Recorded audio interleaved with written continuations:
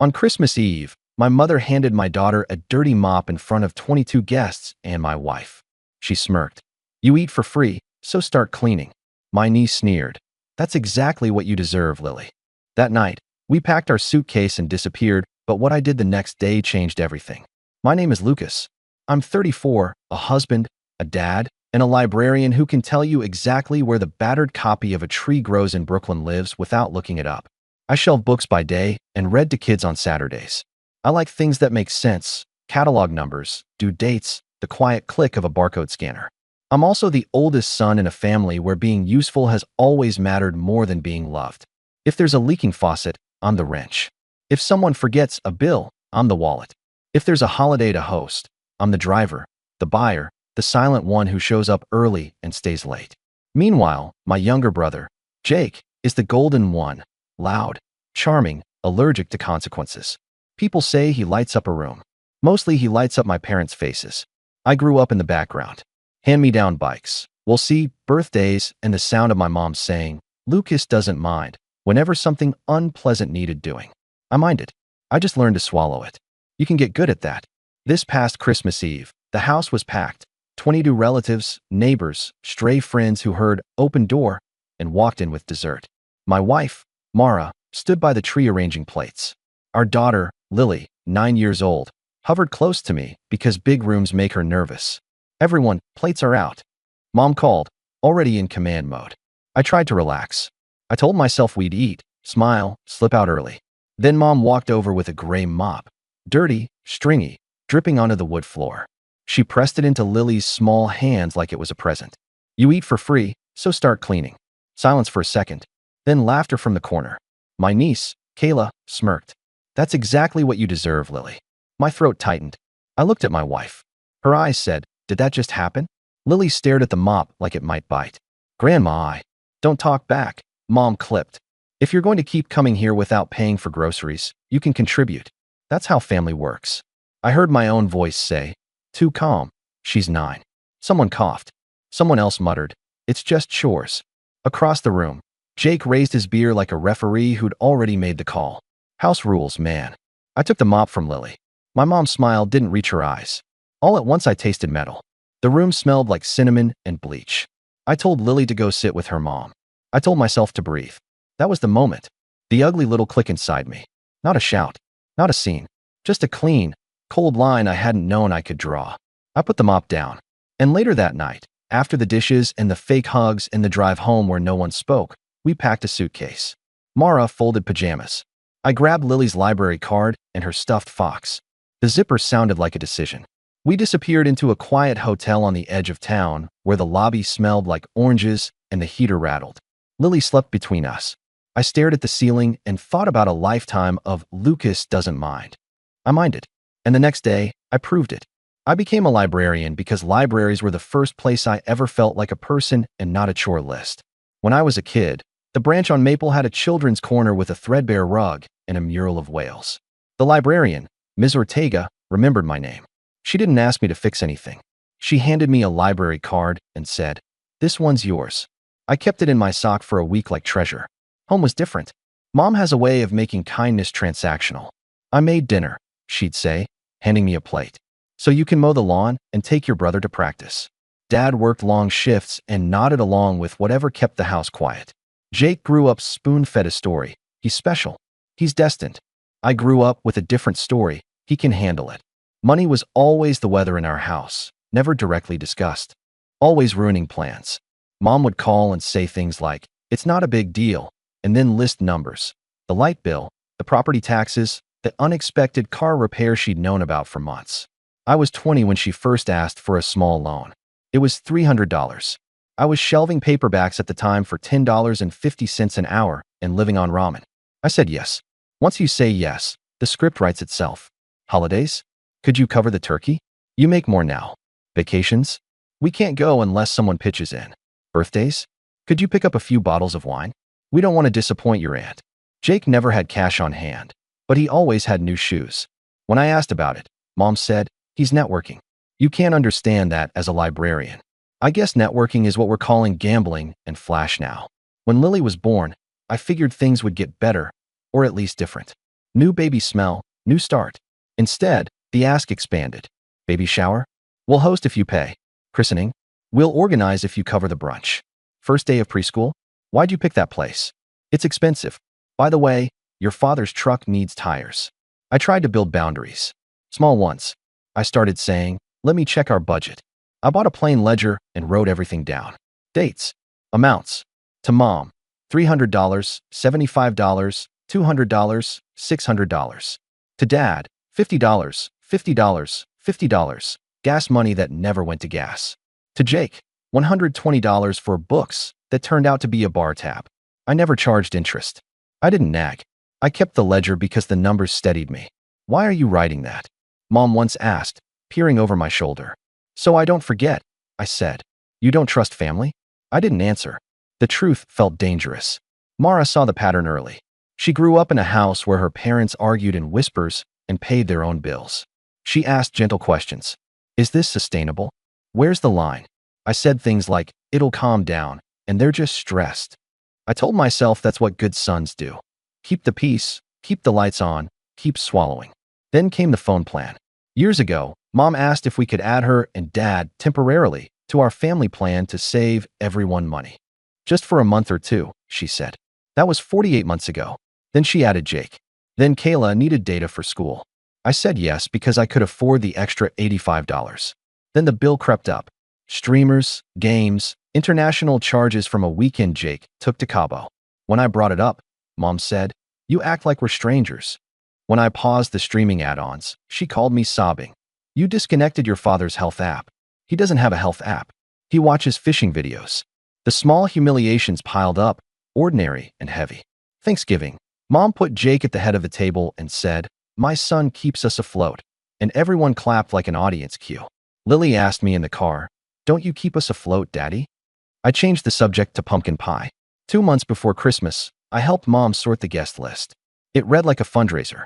Neighbors, cousins, that lady from church who collects sparkle sweaters. It will be potluck, Mom said, and then texted me a potluck list with assignments. 6 pies, a ham, sparkling water, ice, extra chairs, napkins, a tablecloth, the nice set of cutlery. We'll pay you back, she wrote. She didn't. I added the numbers to the ledger and closed it because writing $642.83 didn't change anything. I thought I could push through Christmas. Smile for Lily. Ignore the digs. Keep the machine oiled. Christmas Eve taught me something ugly and simple. If you don't set the price of your dignity, someone else will set it for you. So when Mom shoved a dirty mop at my kid and Kayla sneered like she'd seen a TikTok about class, I saw the ledger in my head flip to a new page. Not red ink. Not revenge. Just a page with a single line, stop. That night in the hotel, Mara lay awake staring at the dark. We can't go back, she whispered. I know, I said. I mean, not just to the house. To this. To the arrangement. I opened the ledger app on my phone because numbers steady me. I didn't look at totals. I looked at dates. The last time I told my mom no was 12 months ago. Only once. I asked myself. Only once. Mara turned toward me. What do we tell Lily? The truth, I said. That we don't clean up disrespect. My phone buzzed. 12 texts from the family group thread. All about who left a spill on the counter and who took home the wrong pie. Not one message about what happened to Lily. Not one. I put the phone face down. The next morning, I made coffee in a paper cup and watched the parking lot fill with frost.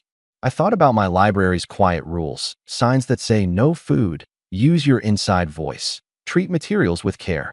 They're not about control. They're about respect. I decided to make our own sign. A boundary in plain language. And then I did the one thing I'd avoided for years. I opened the ledger and turned it around. We went back to my parents' house around noon on Christmas Day because my mom texted, emergency. Come now. I told Mara I'd keep it short.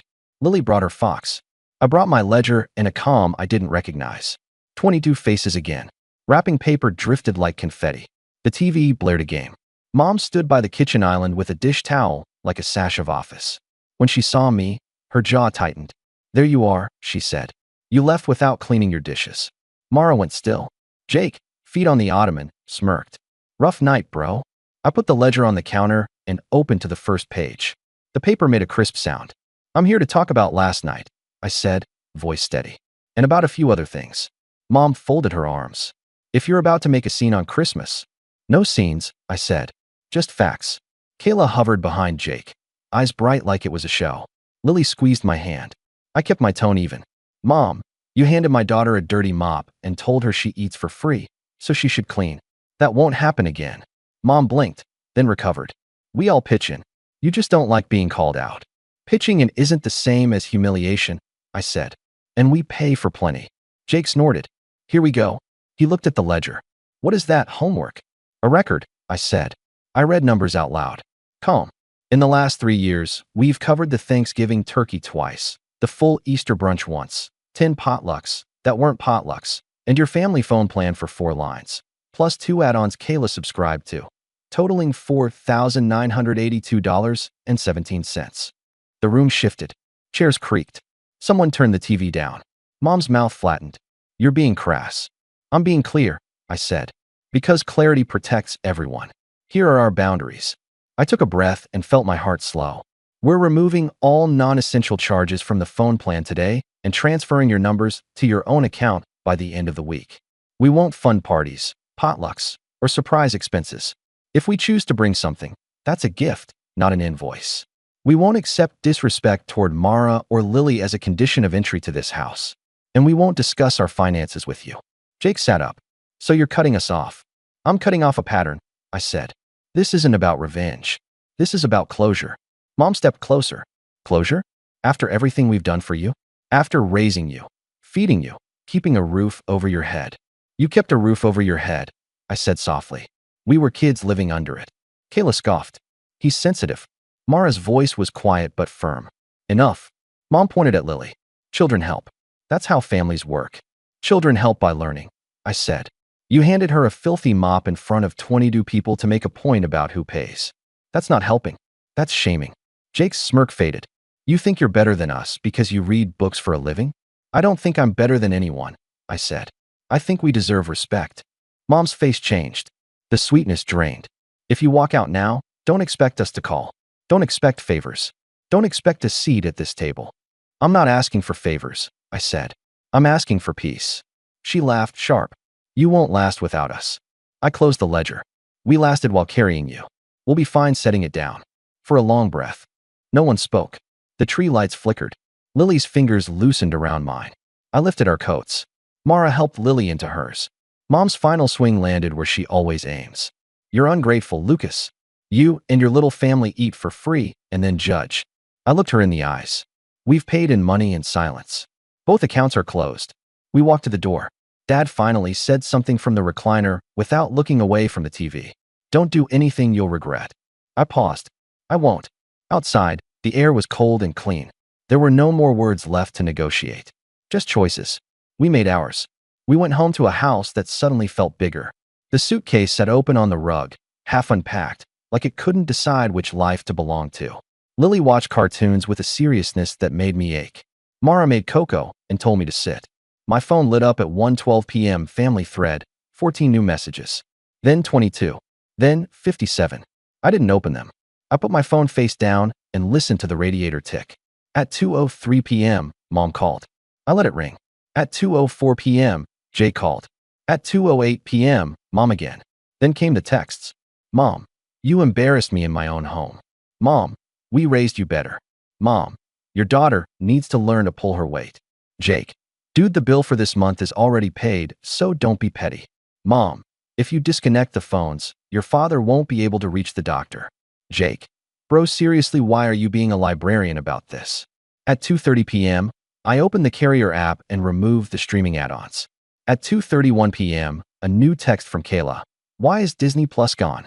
At 2:32 p.m., Mom. Unacceptable. At 2:33 p.m., me. We're transferring the lines this week. You'll have your own account. 3 dots. Then, so that's how you treat family. Mara touched my arm. You're doing the right thing. I nodded. My hands were shaking, so I did what I always do. I wrote. I opened a blank email, subject line, our boundaries. I kept the tone boring on purpose, like a library policy notice. Hi Mom, Dad, Jake, and Kayla. Yesterday, Lily was handed a dirty mop and shamed in front of guests. That was not okay. Going forward, we will not participate in events where Mara or Lily are disrespected. We will not fund family gatherings, phone plans, or discretionary expenses. We will not discuss our income or budget. If we choose to give a gift, it is not repayment for something else. Requests for money will be declined. This is not punishment. This is a boundary. If these terms are respected, we're open to future, brief visits in neutral spaces, park, cafe. If not, we'll step back. Lucas and Mara. I read it to Mara. She squeezed my knee. Send it. I pressed send at 3:12 p.m. At 3:13 p.m., the group thread exploded. Mom, a list? You sent a list? On Christmas? Jake, LOL Park Cafe. You think you're too good for your own house. Mom, you always were cold like your father's side. At 3:20 p.m., a new text popped up from Aunt Rose, the only relative who ever asks Lily about her book club at school. Saw the mop thing. I'm sorry. You did the right thing. At 3:24 p.m., Mom again. If you're so angry about money, why don't you just send an invoice? The mean laugh I didn't want slid up my throat. I took a breath and didn't reply. At 3:39 p.m., my phone buzzed 28 times in 2 minutes. Missed calls. I switched to Do Not Disturb. Around 5 p.m., Lily climbed into my lap, cocoa mustache on her face. Am I in trouble? She asked. No, I said. You are not in trouble. You did nothing wrong. Grandma said we eat for free. I felt Mara's eyes on me. I kept my voice soft. We always pay our way. Sometimes we pay with money. Sometimes with time. Last night someone tried to make you pay with your pride. We don't do that. She thought about it. Like the sign at the library? Yeah, I said. Like the sign at the library. We made grilled cheese and played a board game and watched a silly movie. It felt like a new religion.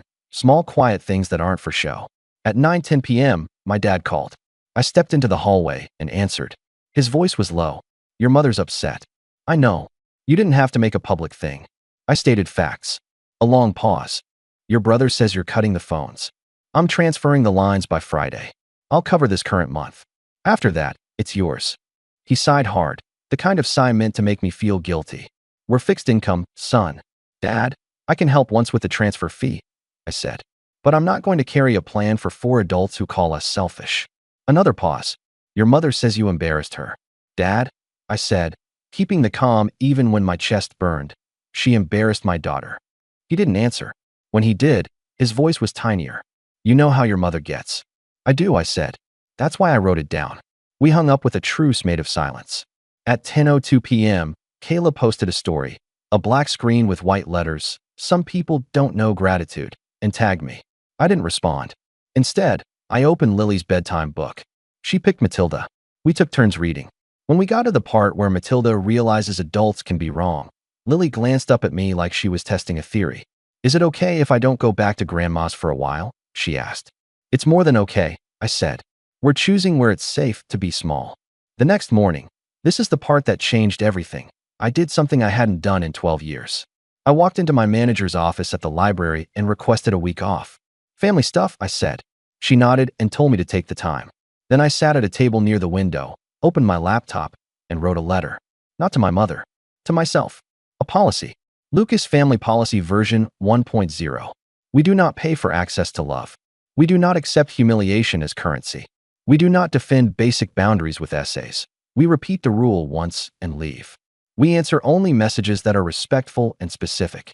We keep receipts for our own clarity, not to weaponize. I printed it, taped it inside the kitchen cabinet next to the cereal. At 11:21 a.m., I called the phone carrier and moved the lines. The rep read disclosures. When I hung up, my phone started buzzing again. Mom, Kayla says her phone stopped connecting to Netflix. Put it back. Me, your account is active. You can add whichever services you choose. Mom, this is vindictive. Me, it's a boundary. She sent a paragraph about everything she'd done for me when I was ungrateful and broke. I typed and deleted 3 replies. Then I sent 5 words. We won't discuss the past. At noon, I transferred $150 to Dad for the transfer fees with a note, one time.